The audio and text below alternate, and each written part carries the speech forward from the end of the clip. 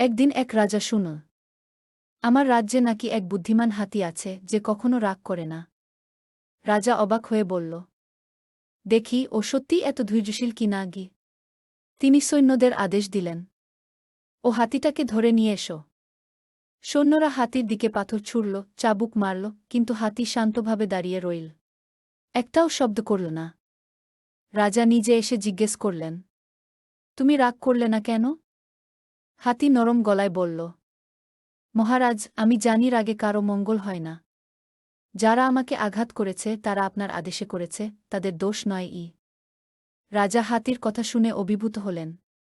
তিনি বললেন, তুমি সত্যিই মহান। তোমার মতো ধৈর্যশীল প্রাণী আমি দেখিনি গি। সেদিন থেকে রাজা হাতিটিকে রাজপ্রাসাদে রেখে খুব যত্ন করতে লাগলেন।